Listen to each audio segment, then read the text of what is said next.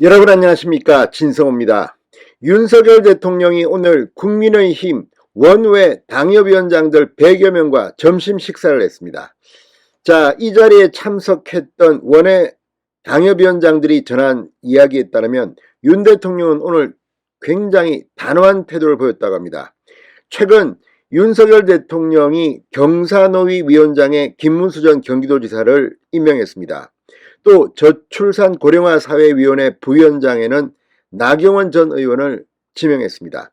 자, 김문수, 나경원 역전의 용사들이 윤석열 정부의 중요한 역할을 맡았습니다. 사실 장관급이다, 부총리급이다 하지만 그걸 떠나서 지금 대한민국의 경쟁력, 미래 먹거리 이런 것과 관련해서 저출산 고령화 사회위원회 부위원장이나 노사경위 위원장은, 경사노위 위원장은 상당히 중요한 자리입니다. 특히 경사노위 위원장은 이 노동, 민노총 등을 맡고 노동개혁을 이끌어야 하고, 저출산 고령화 문제는 지금 대한민국뿐만 아니라 전 세계 모든 나라의 숙제입니다. 그런데 민주당은 지금 이 김문수, 나경원, 강성이 돌아왔다, 협치 안 하겠다는 거냐, 이렇게 비판하고 있습니다. 특히 김문수 위원장, 문재인 전 대통령을 김일성주의자라고 비판했습니다.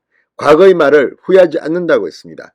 그러자 지금 민주당은 대대적인 색깔 공세에 나서고 있습니다. 이런 가운데 오늘 윤 대통령은 국민의힘 원외 당협위원장들 앞에서 분명히 말했습니다.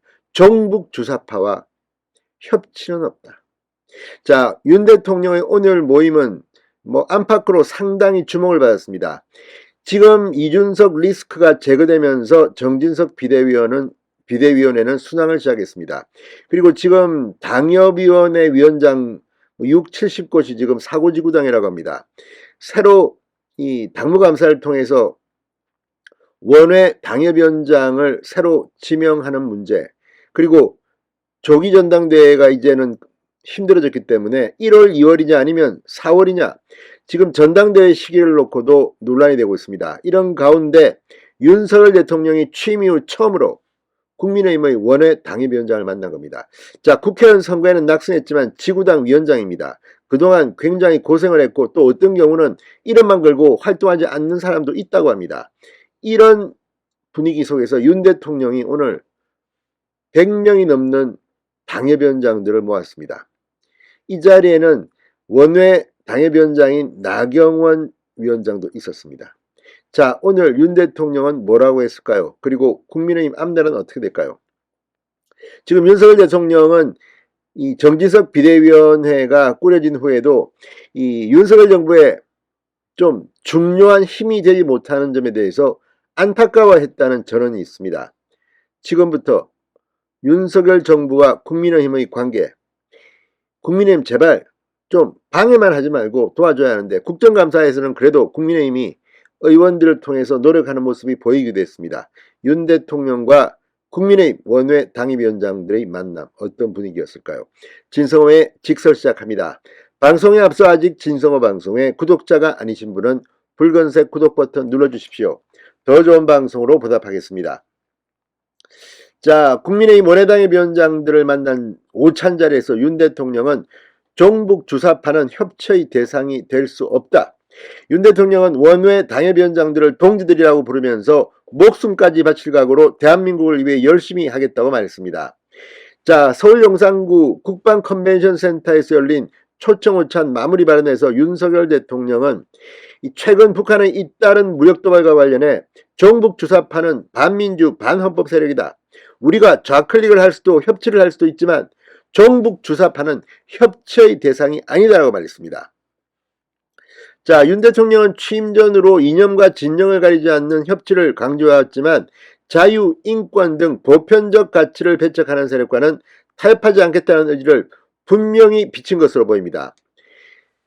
자, 물론 윤 대통령은 종북 주사파가 구체적으로 누구를 지칭하는 것인지에 대해서는 언급하지 않았다고 합니다. 그러나 국민들은 다 압니다. 종북 주사파 국회도 많을 겁니다.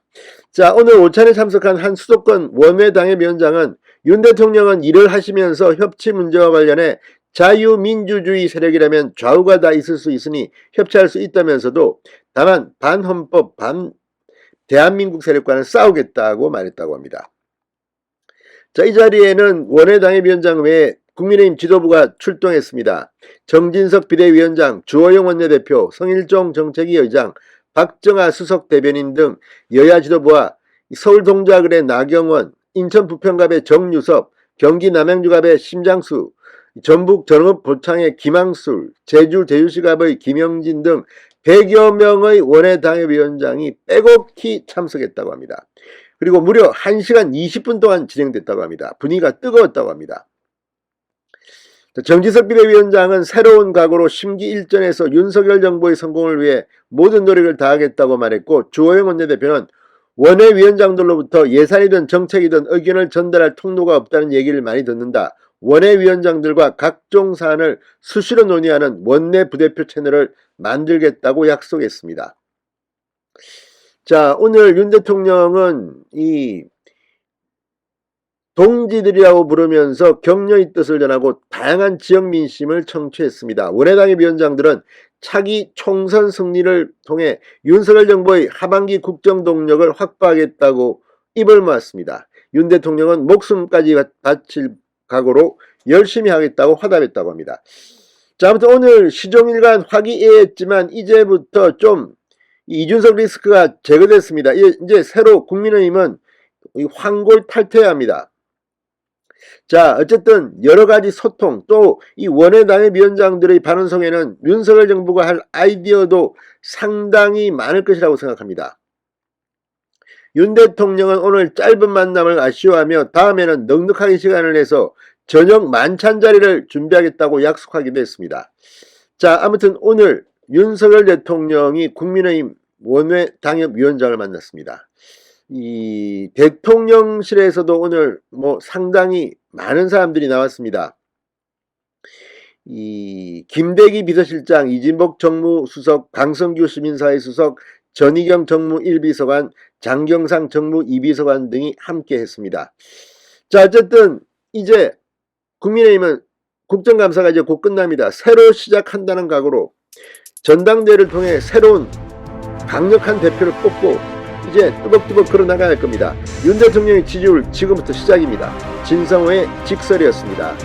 여러분 감사합니다.